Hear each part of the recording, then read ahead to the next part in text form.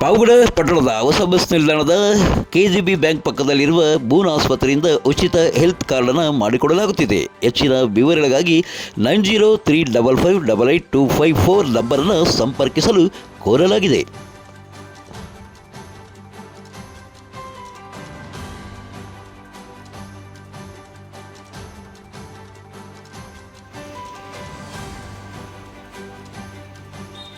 ಬೇಕೇ ಬೇಕು ನ್ಯಾಯ ಬೇಕು, ಬೇಕೇ ಬೇಕು ನ್ಯಾಯ ಬೇಕು, ಬೇಕೇ ಬೇಕು ನ್ಯಾಯ ಬೇಕು, ಗ್ರಾಮ ಗ್ರಾಮ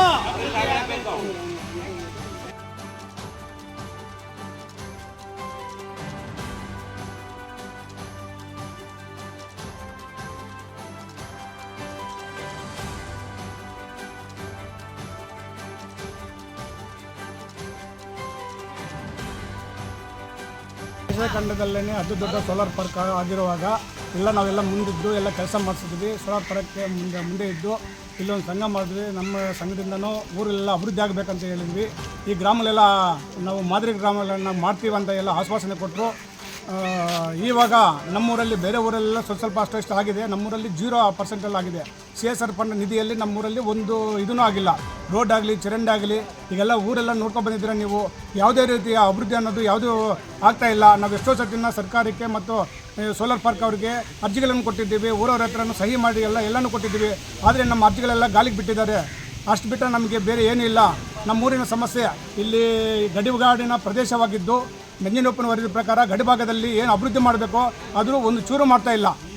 ಅದೊಂದೇ ನಮಗೆ ಈ ಮಾದರಿ ಗ್ರಾಮ ಮಾಡಬೇಕು. ಮತ್ತು ರೋಡು, ಚರಂಡಿ, ಶೌಚಾಲಯಗಳು ಮತ್ತು ಇಲ್ಲಿ ಕರೆಂಟಿನ ಪ್ರಾಬ್ಲಮ್ ಇದೆ. ಈ ಅತಿ ದೊಡ್ಡ ಸೋಲಾರ್ ಪಾರ್ಕ್ ಇರೋದ್ರಿಂದ ನಮಗೆ ಫ್ರೀ ಕರೆಂಟೇ ಇಲ್ಲ. ಕರೆಕ್ಟಾಗಿ ಬರ್ತಾ ಇಲ್ಲ. ಮೊನ್ನೆ ಎಲ್ಲ ನೋಡೋಣ ಕೊಟ್ಟಿದ್ದೀವಿ 2-3 ಸತಿನ. ಅವರು ಇಟ್ಕೊಬಿಟ್ರೆ ಆಯಿತು ನೋಡೋಣ ಅಂತಾರೆ. ಇದುವರೆಗೂ ಏನು ಮಾಡಿಲ್ಲ. ನಮಗೆ ಬೇರೆ ಕಡೆ CSR ಫಂಡು ಬೇರೆ ರಾಜ್ಯಕ್ಕಾಗಲಿ ಬೇರೆ ಇದಕ್ಕೆಲ್ಲ ಹಾಕಿದ್ದಾರೆ. ನಮ್ಮೂರಿಗೆ ಯಾಕೆ ಹಾಕಲಿಲ್ಲ ಅಂತ. ಏನು ನಮ್ಮ ಊರೇನ ಆಂಧ್ರದಲ್ಲಿ ಒಂದು 4,000ದಿಂದ 5,000 ಎಕರೆ ಜಮೀನು ಕೊಟ್ಟಿದ್ದೀವಿ ಸೋಲಾರ್ ಪಾರ್ಕ್ ಗ್ರಾಮದಿಂದ. ಮಾಡೋಕ್ಕಾಗಲಿಲ್ಲ. ಅಲ್ಲಿ ಸೆಕ್ಯೂರಿಟಿದು, ಕಸ ಗುಡಿಸೋದು ಮತ್ತು ಇದು ವಾಚ್ಮ್ಯಾನ್ ಇದೆಲ್ಲ ಕೊಟ್ಟಿದ್ದಾರೆ. ಅಷ್ಟು ಬಿಟ್ಟರೆ ಇನ್ನೇನಿಲ್ಲ. ಮತ್ತು ನಮಗೆ ಮನೆಗೂ ಸೋಲಾರ್ ಲೈಟ್ ಬೇಕು, ಮನೆಗೂ ಫ್ರೀ ಕರೆಂಟ್ ಬೇಕು. 9 ವರ್ಷ ದಾಟಿ 10ನೇ ವರ್ಷಕ್ಕೆ ಬಿದ್ದಿದೆ ಸರ್. ಇದುವರೆಗೂ ಯಾವುದೂ ಆಗಿರಲಿಲ್ಲ.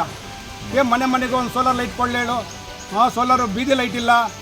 ನಾವು ಎಷ್ಟೋ ಸತಿ ಆರೋಪ ಮಾಡಿದ್ದೀವಿ. ನಮ್ಮ ಮಾತು ಲೆಕ್ಕ ಇಲ್ಲ. ಕೇಳಿದ್ರಲ್ಲ ಇವರ ಮಾತನ್ನ. ಪಾವಗಡ ತಾಲೂಕಿನ ವಳ್ಳೂರು ಗ್ರಾಮ ಪಂಚಾಯಿತಿಯ ಕ್ಯಾದಗಾನುಚೆಲ್ಲು ಗ್ರಾಮದಲ್ಲಿ ಮೂಲಭೂತ ಸೌಕರ್ಯಗಳು ಇಲ್ಲದೆ, ಚರಂಡಿ ವ್ಯವಸ್ಥೆ ಇಲ್ಲದೆ ಇಡೀ ಗ್ರಾಮ ಅಧ್ವಾನವಾಗಿದೆ. ಚರಂಡಿಯ ನೀರು ರಸ್ತೆಗೆಲ್ಲ ಹರಿದು ಮನೆಗಳಿಗೆ ನುಗ್ಗಿ ಹರಿಯುತ್ತಿದೆ. ದುರ್ವಾಸನೆ ಬೀರುತ್ತಿದೆ, ಗಬ್ಬು ನಾಳುತ್ತಿದೆ. ವಳ್ಳೂರು ಗ್ರಾಮ ಪಂಚಾಯಿತಿಯ ಜನಪ್ರತಿನಿಧಿಗಳು ಮತ್ತು ಇವರು ಸರ್ಕಾರಿ ಅಧಿಕಾರಿಗಳು ಏನು ಮಾಡ್ತಾ ಇದ್ದಾರೆ, ಕೈಕಟ್ಟಿ ಕುಳಿತಿದ್ದಾರೆ ಅನ್ನೋ ಒಂದು ಆಕ್ರೋಶ ಈಗ ಕ್ಯಾದಗಾನುಚೆಲ್ಲು ಗ್ರಾಮಸ್ಥರಿಂದ ಹೊರಬರುತ್ತಿದೆ. ನೀವೇನಾದರೂ ಈ ಒಂದು ಕ್ಯಾದಗಾನುಚೆಲ್ಲು ಗ್ರಾಮಕ್ಕೆ ಎಂಟ್ರಿ ಕೊಟ್ಟರೆ ಸುಸ್ತು. ಯಾಕಪ್ಪ ಅಂದರೆ ಈ ಒಂದು ಚರಂಡಿ ನೀರು, ಚರಂಡಿಯ ದುರ್ವಾಸನೆ ನಿಮಗೆ ಸಹಿಸಿಕೊಳ್ಳೋಕ್ಕೆ ಸಾಧ್ಯವಾಗುವುದಿಲ್ಲ. ಇಲ್ಲಂದ್ರೆ ಅಲ್ಲಿ ಈ ಒಂದು ಚರಂಡಿ ನೀರು ಹರಿತಾ ಇದ್ದು ದುರ್ವಾಸನೆ ಬೀರುತ್ತಿದೆ. ಯಾಕೆ ಬರೋದಿಲ್ಲ? ಈ ಒಂದು ಗಬ್ಬು ವಾಸನೆಯಿಂದ ಡೆಂಗು ಜ್ವರ, ಮಲೇರಿಯಾ ರೋಗಗಳು. ಅಬ್ಬಬ್ಬಾ, ಇಂತಹ ಒಂದು ಚರಂಡಿಯ ಗಬ್ಬು ವಾಸನೆ ಇರ್ತಕ್ಕಂಥ ಗ್ರಾಮ ಇಡೀ ರಾಜ್ಯದಲ್ಲಿ ಎಲ್ಲೂ ಇಲ್ಲ ಅಂತ ಕಾಣಿಸ್ತದೆ. ಜನರಿಂದ ಜನರಿಗೋಸ್ಕರ, ಜನರ ಸೇವೆಗಾಗಿ ಆಯ್ಕೆಯಾದ ಜನಪ್ರತಿನಿಧಿಗಳು ಮತ್ತು ಸಾರ್ವಜನಿಕರ ತೆರಿಗೆ ಹಣದಿಂದ ಸಂಬಳ ಪಡೆಯುವ PDO ಮತ್ತು ಗ್ರಾಮ ಪಂಚಾಯಿತಿಯ ಅಧಿಕಾರಿಗಳು ಏನು ಮಾಡ್ತಾ ಇದ್ದಾರೆ ಅನ್ನೋ ಒಂದು ಆಕ್ರೋಶ ಈಗ ಎಲ್ಲರಲ್ಲೂ ಹೊರಬರುತ್ತಿದೆ. ಎಷ್ಟು ದಿನ ಆಯ್ತು ನೋಡ್ಕೊಂಡು ಹೋಗಿ?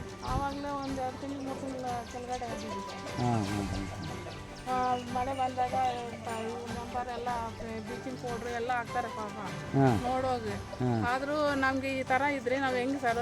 ಸಾಯಂಕಾಲ 4 ಗಂಟೆದೊಳಗೆ ಮನೆ ಎಲ್ಲ ಇದೆಲ್ಲ ಗುಂಡಿ ಆಗಿಬಿಟ್ಟಿದಲ್ಲ, ಕೊಚ್ಚೆ ಗುಂಡಿ ಎಲ್ಲ. ಎಲ್ಲಿಂದ ಬರೋದು ಇದು ನೀರೆಲ್ಲ? ಆಗಿದೆ ಸರ್. ಎಲ್ಲಿಂದ ಬರುತ್ತೆ ಈ ನೀರೆಲ್ಲ? ಸರ್ ಅಲ್ಲಿ ಫಿಲ್ಟರ್ ನೀರಿನಿಂದ ಬರ್ತವೆ.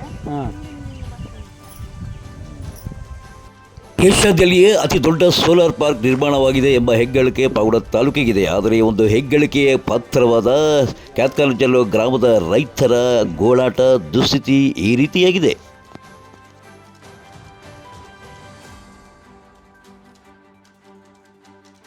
ಗ್ರಾಮ ಪಂಚಾಯಿತಿಯಿಂದ ಕಸ ಸಂಗ್ರಹಣೆ ಮಾಡುವಂಥ ವಾಹನವನ್ನು ಇಲ್ಲಿವರೆಗೂ ಈ ಒಂದು ಗ್ರಾಮ ಪಂಚಾಯಿತಿ ಕೊಂಡುಕೊಳ್ಳಿಲ್ವಂತೆ. ಹಾಗಾದರೆ ಈ ಒಂದು ಸ್ವಚ್ಛ ಭಾರತ ಅಭಿಯಾನ ಅಡಿಯಲ್ಲಿ ಮತ್ತು ಕೇಂದ್ರ ಸರ್ಕಾರದಿಂದ ಬರುವಂಥ ಅನುದಾನ ಏನಾಯಿತು, ಜನಪ್ರತಿನಿಧಿಗಳು ಮತ್ತು PDOಗಳು ನುಂಗಿ ನೀರು ಕುಡಿದ್ರ ಎಂಬ ಅನುಮಾನ ಕಾಡ್ತಾ ಇದೆ. ಯಾಕಪ್ಪ ಅಂದರೆ ಈ ಒಂದು ಗ್ರಾಮದಲ್ಲಿ ಇಲ್ಲಿವರೆಗೂ ಯಾವುದೇ ಕಸ ತೆರವುಗೊಳಿಸಿಲ್ಲ ಮತ್ತು ಎಲ್ಲದರಲ್ಲಿ ತಿಪ್ಪೆ ಗುಂಡಿಗಳು, ಪ್ಲಾಸ್ಟಿಕ್ ತ್ಯಾಜ್ಯಗಳನ್ನು ನಾವು ಕಾಣಬಹುದಾಗಿದೆ. ಏನಪ್ಪ ಯಾವ್ರಿದು? ಹಾಂ, ಏನಿದೆಲ್ಲ ನೀರು, ಕೊಚ್ಚೆ ನೀರೆಲ್ಲ? ಸರಿ ಇಲ್ಲ, ಏನಿಲ್ಲ, CC ರೋಡ್ ಇಲ್ಲ. ಹಾಂ, ಇದೇ ನಮ್ಮ ಮನೆ. ಹಾಂ, ಹೆಂಗಿರೋದು? ಹಾಂ. ಎಷ್ಟು ದಿನದಿಂದ ಈ ಥರದ ಇದೆ ಅವ್ಯವಸ್ಥೆ ಇದೆ ಅಂತ? ಹಾಂ, CC ರೋಡ್ ಇಲ್ಲ. ಹಾಂ. ಚರಂಡಿ ಇದ್ರೆ ಇದೆಲ್ಲ ಕಸರೆ ಆಗ್ತಾ ಇಲ್ಲ. ಹಾಂ, ಚರಂಡಿ ಇದ್ರೆ ಹಾಂ, ಇಂಥದ್ದು ಏನು ಕಸರೆ ಇರ್ತಿರ್ಲಿಲ್ಲ. ಹ್ಞೂ, CC ರೋಡ್ ಇಲ್ಲ. ಹ್ಞೂ. ನಾವ್ ಹೆಂಗಿರೋದು ಮನೆ? ఏమ్మా నీ పేరు చెప్పక్క? దుగ్గమ్మ. ఏం ప్రాబ్లం ఏమిడా? ఏమి కాలువలు లేక సరైన లేక నీళ్ళు పోసి నీళ్ళ ముందరే ఆ, పాములు తిన్నాము, నీళ్ళు పాములు ఆ, అందరికీ ముట్టేదే. ఆ, తేళ్ళు, పాములు, ఆ, కాయలాలు ఉమ్, తిన్నాము. ఆసుపత్రికి పోలి పులిగులు ఏం సన్న కొరుకుతాయా మాకు? ఉమ్. ఏమన్నా మేము ఓట్లేసేదేమో తప్పుదా? ఓట్లు వేస్తావు కదా? ఎత్తాం, ఏమి రోడ్లు చేయరు. ఆ, అంటే ఆవిడ దుడ్డు తీసుకుంటావు నువ్వు? ఓటేసే దుడ్డు తీసుకుంటావు? వద్దు, ఏమో రోడ్లన్నా చేస్తే మాకు ఓటేసే దుడ్డు ఏమొద్దు, పని చేసే అంటారు. ఇంట్లో ముందు అందరు ఊర్లో ఎట్లుండే రాచార్లు చూడాలి సార్ ఎట్లుండను. ఆ, మాకేం ఊరికే ఊరంతే చేతగాని చేరల. ఉమ్, ನಮ್ಮ ಊರ್ಲು ಪ್ರೆಸಿಡೆಂಟ್ ಊರಿಗೆ ಎಷ್ಟು ఉమ్, ಸೋಲಾರ್ ಜಮೀನ್ ಕೊಟ್ಟಿದ್ದೀರಾ ನೀವೆಲ್ಲ? జమీన్ ఏం చేస్తావు ఇచ్చే ఆ, సోలార్ ఆ. వాళ్ళు బతికిపోతున్నారు, మేమేమో లేం. ಕೇಳಿದ್ರಲ್ಲ ದುಗ್ಗಮ್ಮನ ಮಾತನ್ನ. ನಮಗೆ ಚುನಾವಣಾ ಸಮಯದಲ್ಲಿ ಓಟಿಗೆ ದುಡ್ಡು ಕೊಡಬೇಡಿ ಸ್ವಾಮಿ, ನಮ್ಮ ಗ್ರಾಮವನ್ನು ಅಭಿವೃದ್ಧಿ ಮಾಡಿ ಸ್ವಾಮಿ, ಪಕ್ಕದ ಗ್ರಾಮಗಳನ್ನು ನೋಡಿದ್ರೆ ನಮಗೆ ಹೊಟ್ಟೆ ಉರಿಯುತ್ತೆ, ನಮ್ಮ ಗ್ರಾಮ ಮಾತ್ರ ಗಬ್ಬೆದ್ದು ನಾರ್ತಾ ಇದೆ ಅಂತ ತನ್ನ ಆಕ್ರೋಶವನ್ನು ಹೊರಹಾಕಿದ್ದಾರೆ. ಇನ್ನು ಈ ಗ್ರಾಮದಲ್ಲಿ 1,70,00,000ದಲ್ಲಿ ಸರ್ಕಾರಿ ಶಾಲೆಯನ್ನು ನಿರ್ಮಾಣ ಮಾಡಲಾಗಿದೆ. ಆದರೆ ಏನು ಮಾಡ್ತೀರಾ, ಶಾಲೆಗೆ ಶಿಕ್ಷಕರೇ ಇರುವಂತೆ, ಇನ್ನು ಮಕ್ಕಳ ಗತಿ ಅದೋ ಗತಿ. ಗ್ರಾಮ ಪಂಚಾಯತಿಯ ಸದಸ್ಯರೊಬ್ಬರ ಅಸಹಾಯಕತೆಯನ್ನು ನೀವೇ ಕೇಳಿ. ಕೊನೆಯ ಬಾರಿಗೆ ನಾವು ಹೋರಾಟ ಮಾಡಬೇಕು, ಇಲ್ಲಾಂದ್ರೆ ಕೋರ್ಟ್ಗೆ ಹೋಗ್ಬೇಕು, ಇವೆರಡೇ ಇರೋದು. ನಮ್ದು ಡೆವಲಪ್ಮೆಂಟ್ ಮಕ್ಕಳಿದ್ದಾರೆ, ಒಬ್ಬರು ಗೆಸ್ಟ್ ಟೀಚರ್ ಇದ್ದಾರೆ. ಇನ್ನು ಅಷ್ಟು ಬಿಟ್ರೆ ಇವಾಗ 3 ಜನ ಕೊಟ್ಟಿದ್ದಾರೆ. ಅಂದ್ರೆ ಅವರು ಪರ್ಮನೆಂಟ್ ಟೀಚರ್ ಯಾರೂ ಇಲ್ಲ ಸರ್. ನಾವೇ ರಿಕ್ವೆಸ್ಟ್ ಮಾಡ್ಕೊಂಡು, ನಮ್ಮೂರು ಹುಡುಗನ ಸುರೇಶ್ ಅಂತ, ನಾವು ಊರು ಜನರೆಲ್ಲ ಹೋಗಿ ರಿಕ್ವೆಸ್ಟ್ ಮಾಡ್ಕೊಂಡು ಬೆಂಗಳೂರಲ್ಲಿದ್ದೆ, ಇಲ್ಲಿಗೆ ಡೆಪ್ಯುಟೇಷನ್ ಮಾಡಿಸ್ಕೊಂಡು ಸರ್. ಅಷ್ಟು ಬಿಟ್ಟರೆ ನಮ್ಮ ಒಂದು ಪೋಸ್ಟ್ ಇಲ್ಲ ಸರ್. ಮಾಡ್ತೀವಿ ಇವಾಗ. ಹಾಂ, ಎಷ್ಟು ದಿನಲ್ಲಿ ಮಾಡಿಸ್ತೀರಾ? ಸರಂಡಿನು ಹಾಂ, ಎಲ್ಲ ಬಜಾರ್ ಎಲ್ಲ ಕ್ಲೀನ್ ಮಾಡ್ತೀವಿ. ಹಾಂ. ಪಂಚಾಯತಿಯಲ್ಲಿ ಅಮೌಂಟ್ ಇದಾ? ಅಮೌಂಟ್ ಅದೇ ಇವಾಗ ನಿಮ್ಮ ಮೆಂಬರ್ ನಿಮ್ಗೆ ಗೊತ್ತು ಆಗಬೇಕಲ್ಲ? ಇಲ್ಲಿ ನಮಗೆ ಗೊತ್ತೇ ಸರ್, ಅವರು ಹೇಳ್ದೆ ಏನು ಸರ್ ಅಮೌಂಟ್ ಏನಿದೆಪ್ಪ, ಅಮೌಂಟ್ ಇವಾಗಿಲ್ಲ ಅಂತ ಇದ್ದಾರೆ. ಅದು ನಿಮ್ಗೆ ಹೇಳಲ್ವ ಎಷ್ಟಿದೆ ಅಂತ ಸದಸ್ಯರಿಗೆ? ನಮಗೆ ಏನು ಅವರು ಇನ್ಫಾರ್ಮೇಶನ್ ಏನು ಕೊಡಲ್ಲ ಬಿಡ್ತಾರೆ. ಏನು ನಿಮ್ಮ ಹೆಸರು? ನಾವೇ ಪೆದ್ದಣ್ಣ. ಪೆದ್ದಣ್ಣವ್ರ? ಹೌದು ಓಕೆ, ಸರ್. ಗ್ರಾಮ ಪಂಚಾಯತ್ ಸದಸ್ಯರು ನೀವೀಗ? ಹೌದು. ಇನ್ನು ಈ ಒಂದು ಕ್ಯಾಪ್ಟನ್ ಚೆಲ್ಲು ಗ್ರಾಮದ ಸಮಸ್ಯೆಯನ್ನು ಒಳ್ಳೂರು ಗ್ರಾಮ ಪಂಚಾಯತಿಯ PDO ಸುದರ್ಶನ್ ಗಮನಕ್ಕೆ ತಂದಾಗ ಅವರು ಹೇಳೋದೇ ಬೇರೆ. ಸರ್, ಒಂದು ಮಾಡೋದೇನಾಗುತ್ತೆ ಸರ್, ಈಗ 2 ಕಡೆ ಮಾಡಿದ್ರೆ 2 ಅಡಿ 5 ಅಡಿ ಅಲ್ಲೇ ಹೊರಟೋಗುತ್ತೆ. ನಮ್ಗೆ ಅದು ರಸ್ತೆಗೆ ಜಾಗನೇ ಇರೋದಿಲ್ಲ. ಈ ಥರ ಸಮಸ್ಯೆ, ಟೆಕ್ನಿಕಲಿ ಸಮಸ್ಯೆಗಳಿದ್ದಾವೆ. ಹಂಗಾಗಿ ಇದನ್ನ ಈಗ ಸುದ್ದಿ ಬಂದಿರೋದು ನಾವು ಕೂಡ ನೋಡಿದ್ದೀವಿ.